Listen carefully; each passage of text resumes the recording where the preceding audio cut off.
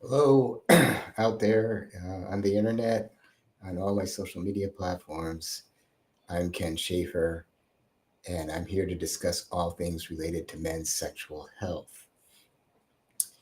And you may or may not be aware that I've had a regular series going on for many months now called the ABCs of Men's Sexual Health. And every week, I cover a different letter of the alphabet. Uh, Discussing a topic on men's sexual health. Well, today we're up to the T's. I'm up to the T in the ABCs of men's sexual health. And the word of the day is testosterone. So this is going to be um, a discussion that I will enjoy because there is a lot of misinformation and misunderstanding of about testosterone out there. All right. So let me get started. Uh, the first thing you have to understand about testosterone is that every man has a need for a he has a unique need for a certain level of testosterone to be healthy. Um, oops, I just lost. Um, okay, I think I'm back on Instagram. Okay, let me start over. Every man has a unique need for a certain level of testosterone to be healthy. And what do I mean by that? So, uh, when you go to the doctor and he or she takes a testosterone test, you get back a number, a set of numbers, hopefully. Uh, some doctors will just test total testosterone, which is unfortunate because total testosterone is probably the least important of all the testosterone numbers. But hopefully, your doctor will order a testosterone test that covers total testosterone, free testosterone, and bioavailable testosterone, and a few other uh, things that are important to your sexual health, like estradiol and sex hormone binding globulin. Um, and there are other tests that the doctor can order that will give you a more complete picture. All right, so you're going to get back some numbers. All right, now the numbers cover a wide range. So right now, what's considered normal is a total testosterone level of anywhere between 300 and 1,000, and that varies a little bit depending on the testing facility and the population they're comparing you against, but that's roughly what's considered normal. Uh, and what normal represents is a statistical calculation. Normal represents, uh, I don't want to get into the weeds about statistics here. So I'm going to try to discuss this in a non mathematical way, but most people understand what an average is. And a lot of people understand what a mean is. So um, in statistics, they will take the mean, which is more or less the same thing as an average. They'll take the mean test result and then they do a set of calculations that uh, uh, and the calculations are called standard deviations, and there are multiple standard deviations from the mean. And so the first standard deviation covers about I think it's 68% of the population. So if you go from average and then expand that to cover 68%, that's one standard deviation.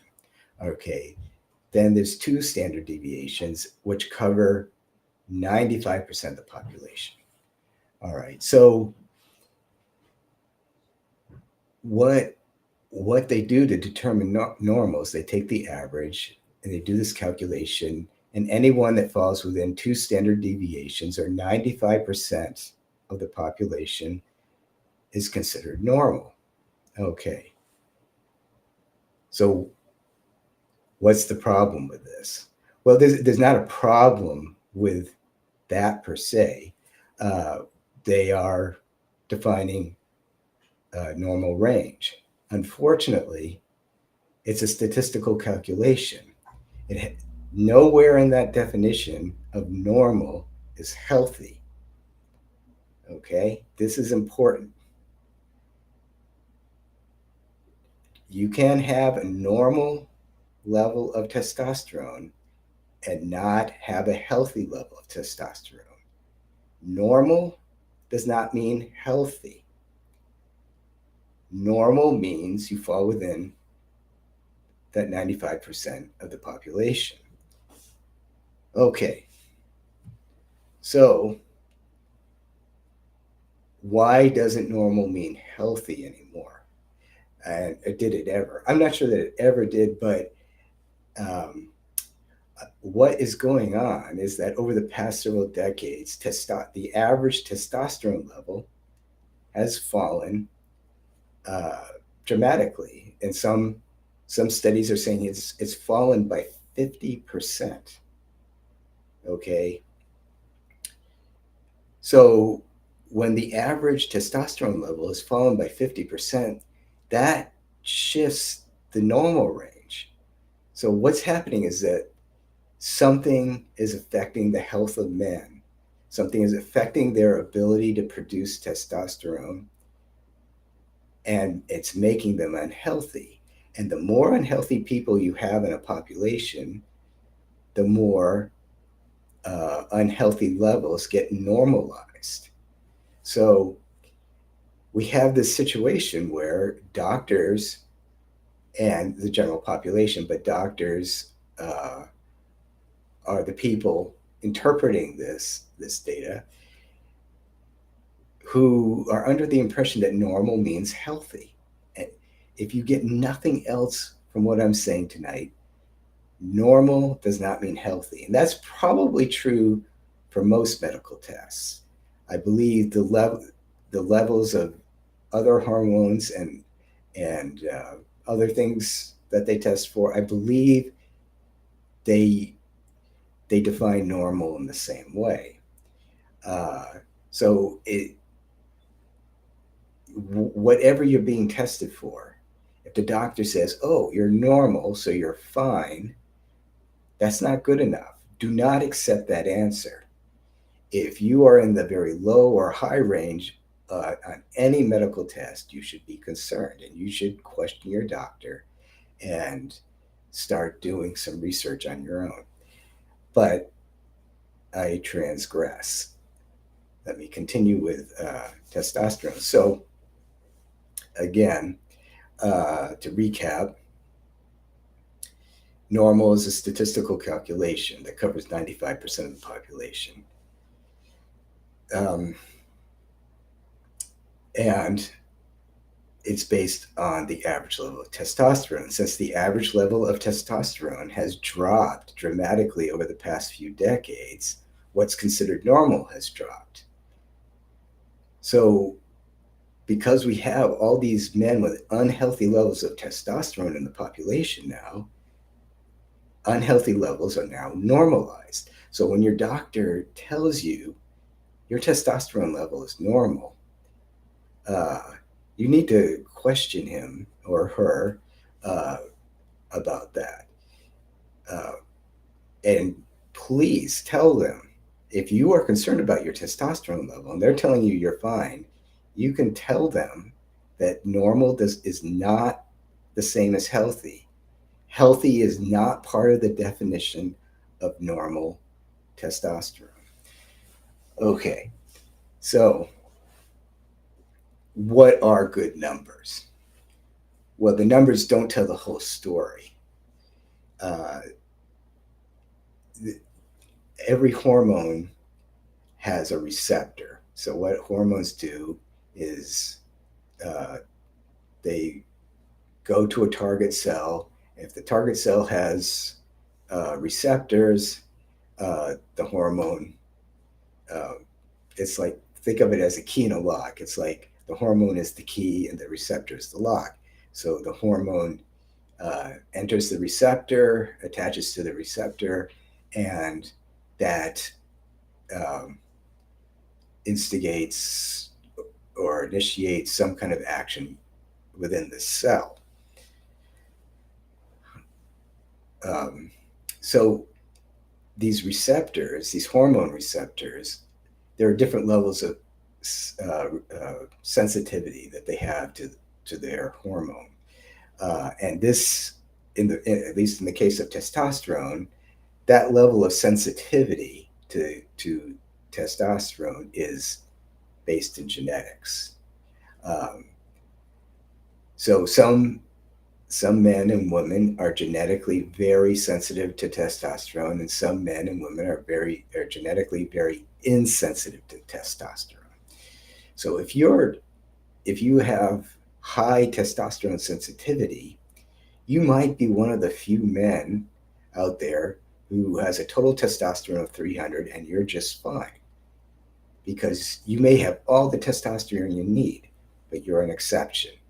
Men who are fine at 300 are an exception. All right. Now, on the other side are guys who have relatively high levels of testosterone and they still have symptoms of low testosterone. And that, and those guys have uh, testosterone receptors that are not very sensitive. And and these guys are a very unfortunate group because they will have a lot of trouble getting treatment that they need. So it's not, now again, these guys that have very insensitive testosterone receptors are the exception. Most men will fall within a standard range, the vast majority of men. But unfortunately, the medical community will say, well, there's some men who are fine at 300. So that must mean every man who has a level of 300 is fine. No, that logic is deeply, deeply flawed. All right. So, excluding the exceptional men on both ends, the ones with very sensitive testosterone receptors and the ones with very insensitive testosterone receptors, excluding those men, what is a good range? All right. Now, keep in mind that the average has fallen by 50%, according to some studies over the past few decades. What is a healthy range? Uh, so there are various medical associations around the world and in the United States, and they stick to the normal range. If you're in the normal range, you're fine, and they're just wrong. That is just wrong. It's very flawed logic. Uh, Doctors who specialize in men's health, and in particular men's sexual health, are usually very much aware that of this uh, idea that normal does not mean healthy. They may not have ever said it like that, but they understand that for most men, 300, um, 300 for your total testosterone is not adequate. So, what is? All right. Doctors who specialize in men's health generally will say somewhere between 7 and 800 is the low end of the healthy range. Now, keep in mind that, and I don't have the exact number because it varies from age group to age group, but I believe that the average testosterone level in men is about 600. So the average man is not within the healthy range. 7 to 800 is the beginning of the healthy range. They'll say it's 700. Let's just go with the low end. 700 to 1200 is the healthy range. All right. Most men are nowhere near there. Nowhere near there, but they're being told that they're fine. And this is a tragedy of very systemic problems in our medical system. Uh, the doctors are treating people by the numbers, and they have a recipe for how to treat a particular ailment, and they go by that. And if you fall outside of the the uh, the typical group of people that will be helped by this recipe, you're out of luck. All right. Can you tell I'm a little bitter about the systemic problems in the medical system and the way doctors, by and large, will trip over themselves and argue viciously about how uh, standard medical practices in the United States are the best in the world. All right. Well, maybe they're the best if they are the best in the world, then the rest of the world really has terrible medical practices. All right, let's go on. Um, so, if the healthy range is like 7 to 1200, and most men are not in that range, what and unfortunately, if you're anywhere above 300, doctors are going to be most doctors are going to be very reluctant to treat you. Okay, what can you do about it? Well, first of all, if you are worried about your testosterone, if you have symptoms of low testosterone, regardless of what your levels are, you need to see a doctor who specializes in men's health or men's sexual health. Most of those doctors will be able to help you. Um, so, all right, let's say that's not an option. Okay. Um, what can you do? Now, there are two ways to try and improve your testosterone level. And most doctors, including doctors who specialize in men's health, uh, will opt for what was called testosterone replacement therapy. All right, TRT for short. So, uh, this is just an easy way to get your testosterone up. You take testosterone. There are various forms of testosterone. The most common is testosterone cypionate. I, I think I'm pronouncing that correctly. And they will tell you to inject a certain amount. Uh, Modern protocols for injection are usually twice a week, and the amount will depend on how how big you are and how much you weigh. There may be some other factors, but that's the most important thing. Um, there's some doctors who are still sticking to some very old protocols, calling for injections once every 2 weeks. This is if you have a doctor who's giving you testosterone and is only injecting you once every 2 weeks, you need to get a new doctor. Unless they have a very good explanation as to why they're injecting you every 2 weeks when modern protocols are calling for twice a week, then you need to get a new doctor. All right. So if you're on TRT, hopefully you're injecting twice a week. It can be more often, but twice a week is kind of standard from what I can tell. All right, that'll definitely get your testosterone up, but doing it artificially does come with some risks. And I won't go deep into this, but uh, one of the major risks is that you will become infertile. And again, I might do another live at some point where I discuss why injecting yourself with testosterone will make you infertile. But that's definitely a side effect of TRT. All right. Another way, and the way I think people should try first, is by using natural methods, by supporting your body's ability to make testosterone. How do you do this? All right. So to support your body's ability to make testosterone, you basically have to support your health. I'm always saying that sexual health is general health with a very particular goal or a very specific goal. Okay. So how do you support your health? It's not rocket science. You eat right. You clean up your diet.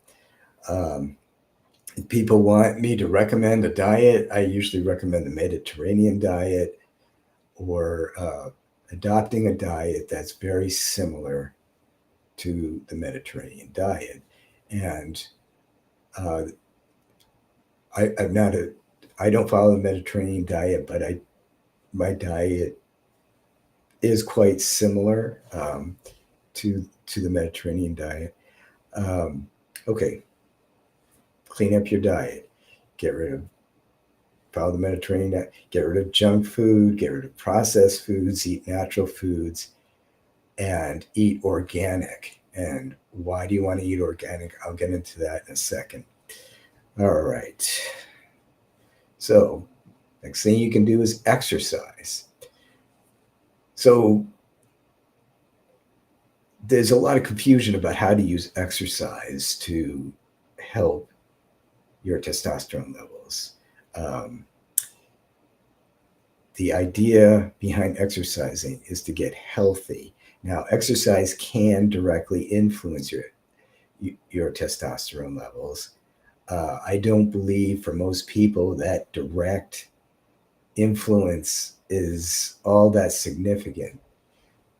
But if you do heavy weightlifting and high intensity interval training, uh, and those type of exercises, your testosterone levels will go up. Um, how much? Again, I don't think it's significant, but it will definitely increase your testosterone levels for most men. If you do cardio, it can lower your testosterone. Um,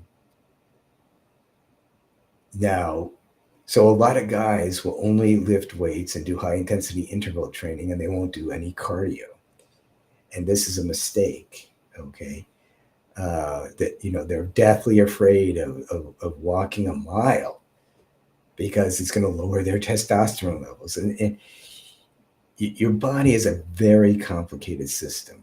And uh, aerobic exercise, aka cardio, is an important part of maintaining your health. It helps you to regulate your metabolic levels, uh, you know, by stimulating the use of your mitochondria, which they're the powerhouse of the cells. Uh, so the benefits of doing some cardio, the health benefits, outweigh the risk of lowering your testosterone. And while I do support uh, weightlifting and high intensity interval training, if you're only going to do those because you want to raise your testosterone, you're kind of missing the boat of it. You need a balanced exercise program to support your health. And if you are healthy, you're going to be better able to produce testosterone. And I mean, the body is a complex system, and there's no like perfect lifestyle. There's no perfect exercise program. And the best programs have a variety of different types of activity: cardio, strength, uh, and power are all elements, and there are many other elements to fitness, but are all important elements to maintaining your health. Okay, so diet, exercise, and a big one is sleep. If you're not getting enough sleep, you're you're going to have lower testosterone. And it seems from what I've read that the ideal, and it's going to vary again from person to person, the ideal is like 7 to 9 hours. So yeah, if you're not sleeping well for 7 to 9 hours, you're probably going to have lower testosterone. The reason is that when you're sleeping, that's when your body produces testosterone. And when you wake up in the morning, for most men, they are going to have the highest level of testosterone for the day at that point. They will So they will wake up with a high level of testosterone, and over the course of the day, it will kind of drop.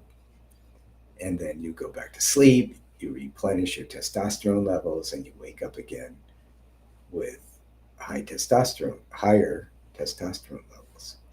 All right. So, so far, it's not rocket science. Clean up your diet, get exercise.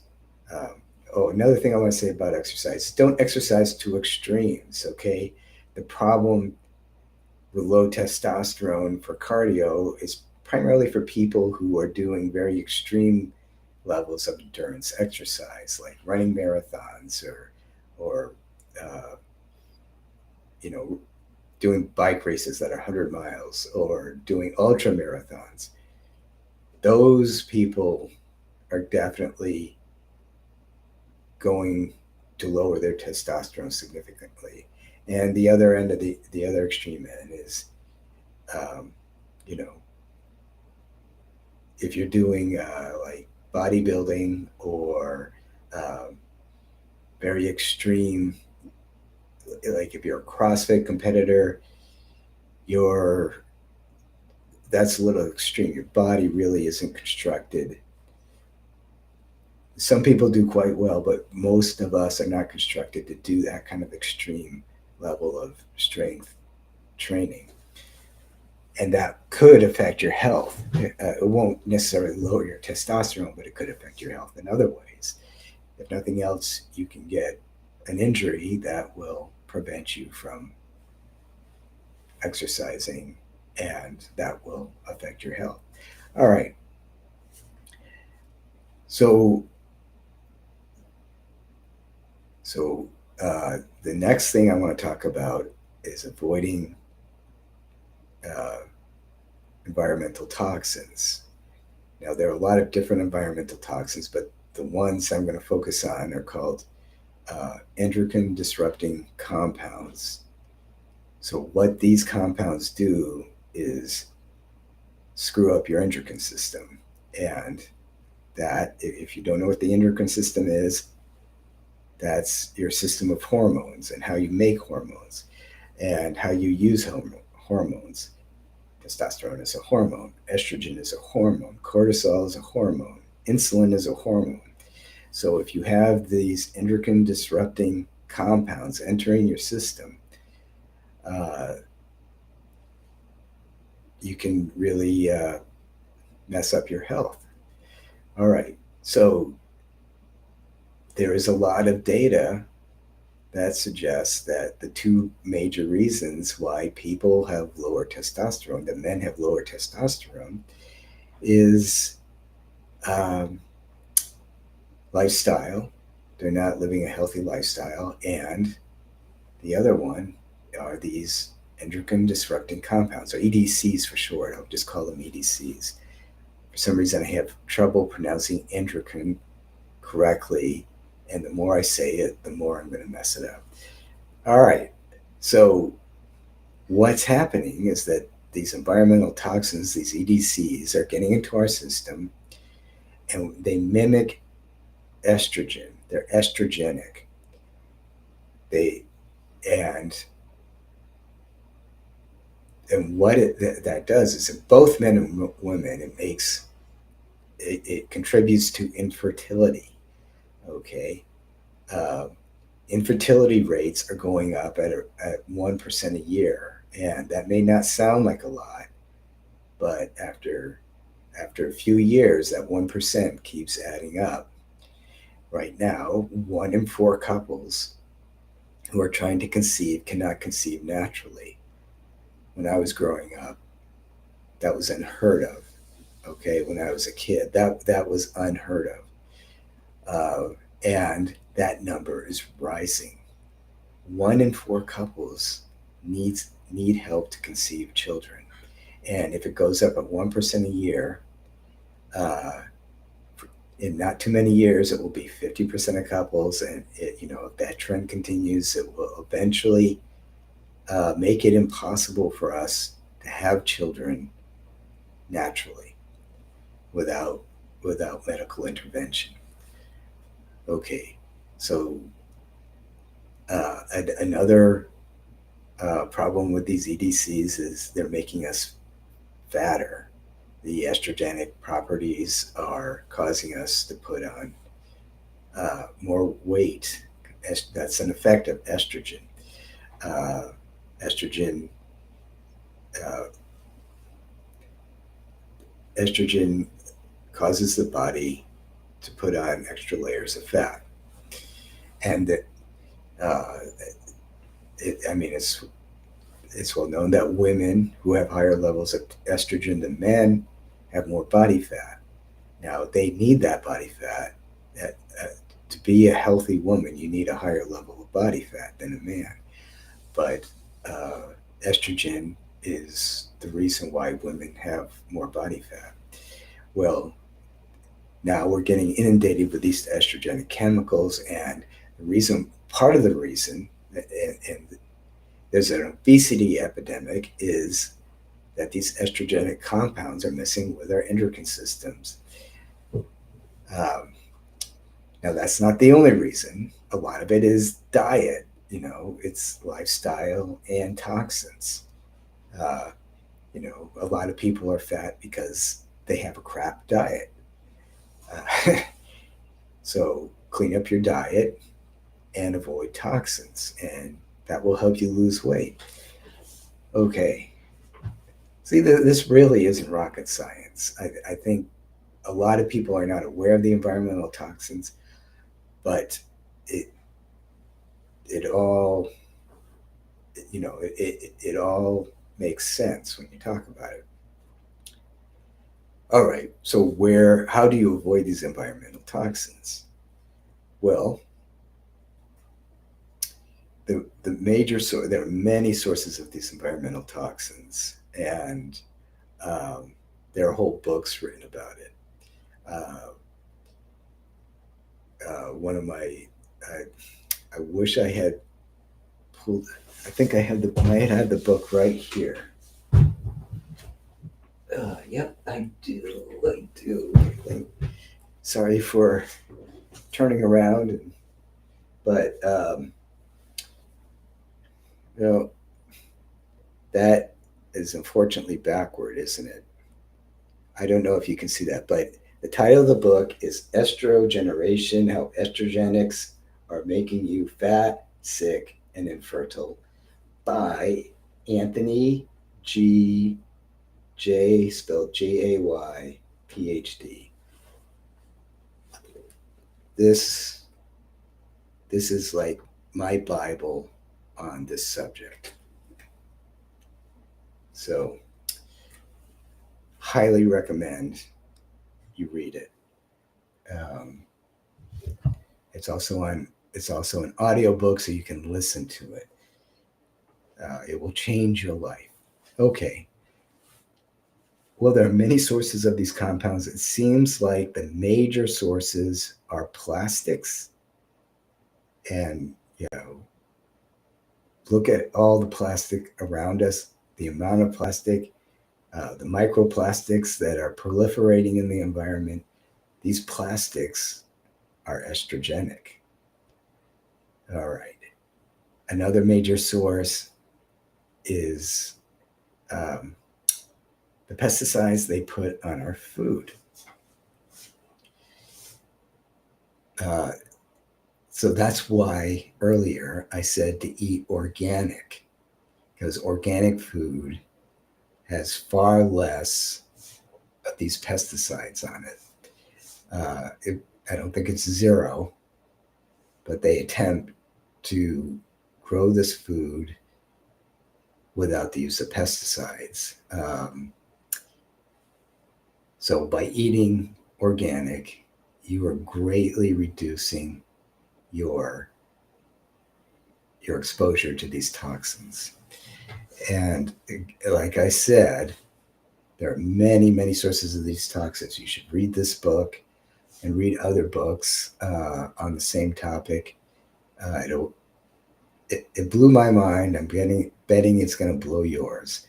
And the evidence for all of this is just accumulating.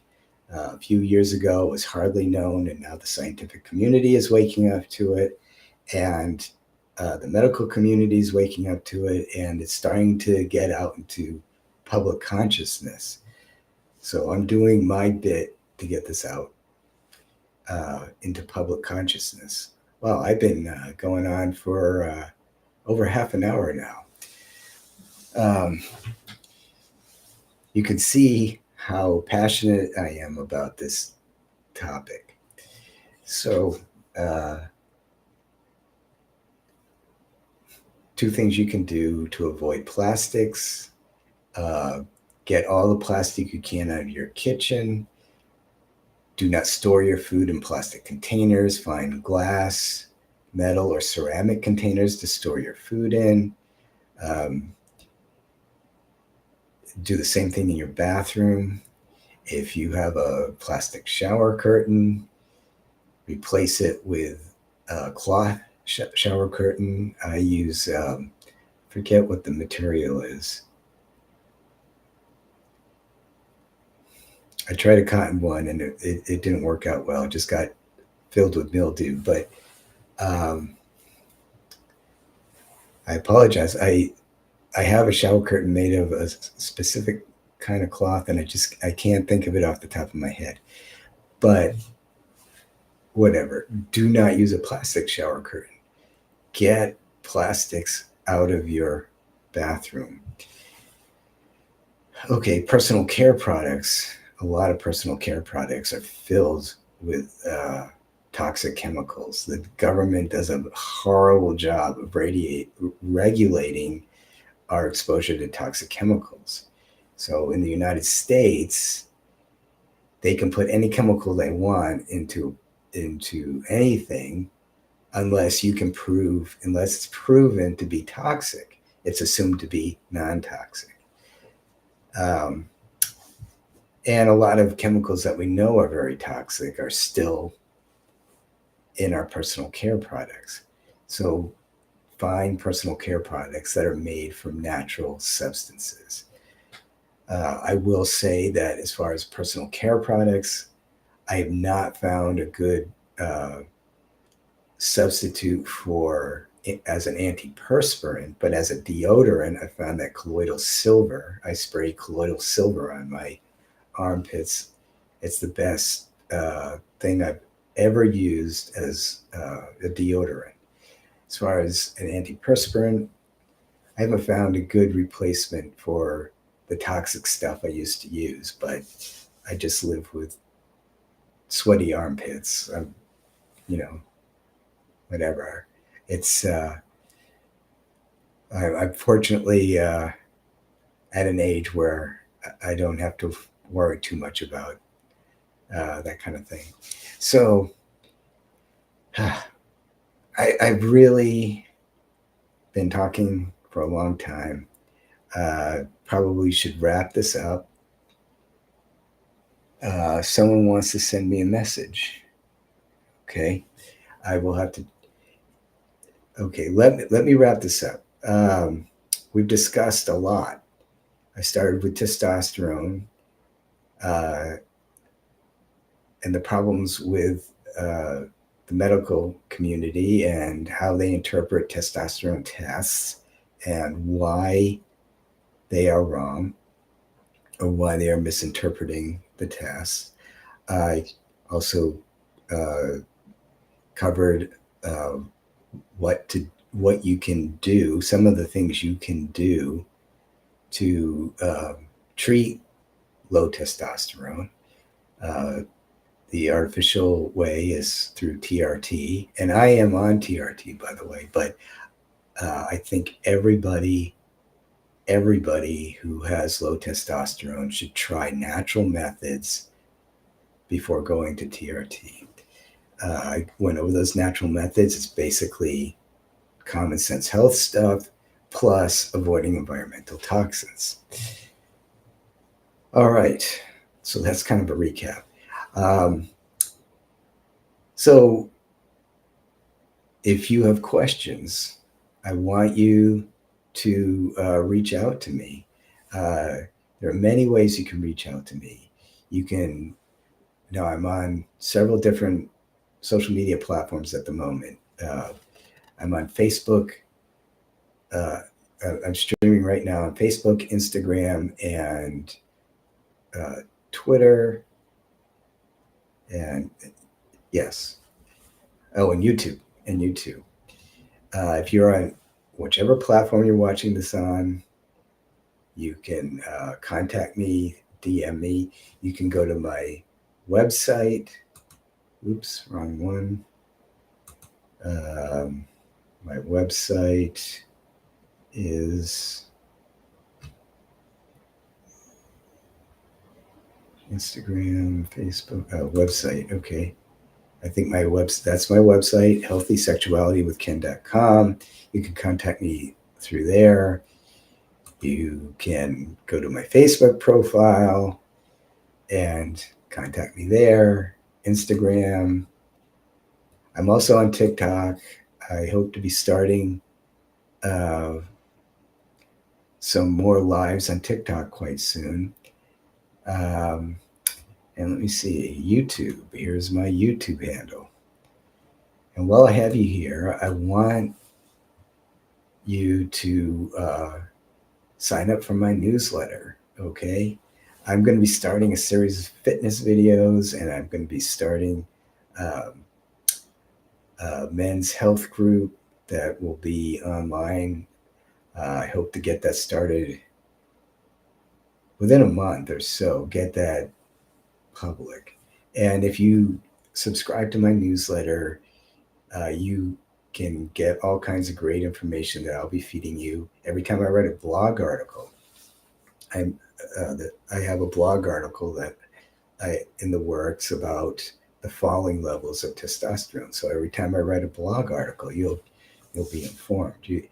So if you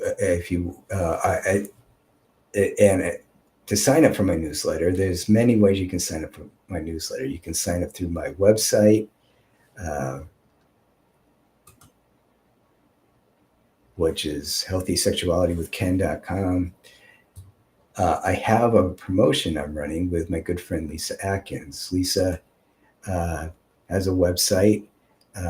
It's called Inside My Bedroom Closet. Lisa has a line of products, of herbal products, specifically designed to support men's sexual health. And I'm running a promotion with her. So if you go to herbalerotics.com, you can get and sign up for my newsletter. I will send you a discount code for 10% off of Lisa's Herbal Erotics products. And so, you get a twofer. You get some great products to support your sexual health at a discount, and you're going to get all the great information I'll send you. All right. So if you like QR codes, here's Lisa Atkins. What's going on here? Show. Oh, okay. Here's Lisa Atkins' QR code up here.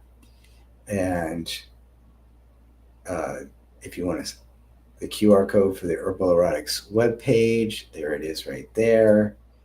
Uh, Here's the QR code for my website. And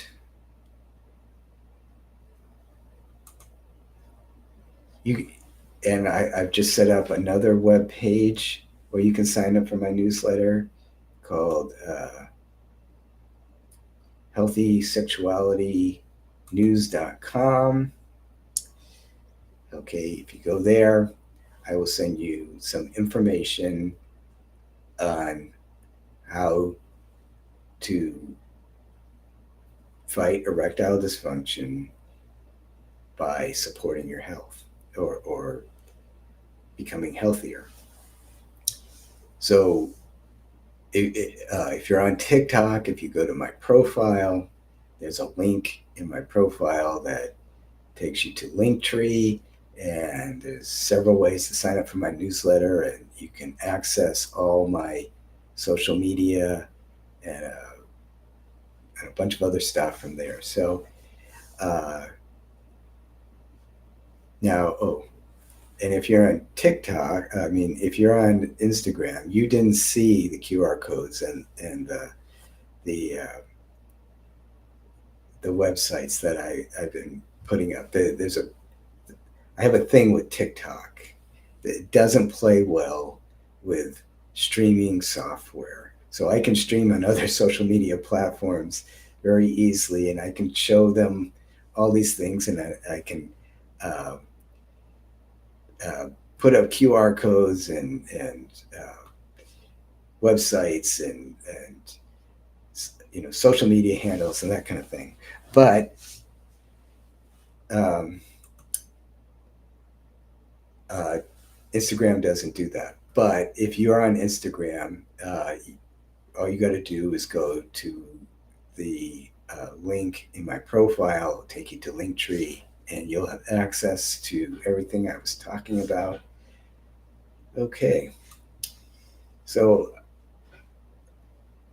I'm gonna end it there. Let me do one last show of the QR code for herbalerotics.com. I am really excited to be teaming up with Lisa on this offer, and it doesn't cost you anything. It doesn't. All you need to do is sign up for my newsletter, and that's all. That's all. Okay, so I'm going to say goodbye. Uh, so until the next, well, the next live will be this. It should be scheduled for next Thursday, and I'll be doing the next letter in the alphabet, and um, so Thursdays at 7 p.m. Eastern Standard Time. Uh, and until the next video, thank you for watching, and goodbye.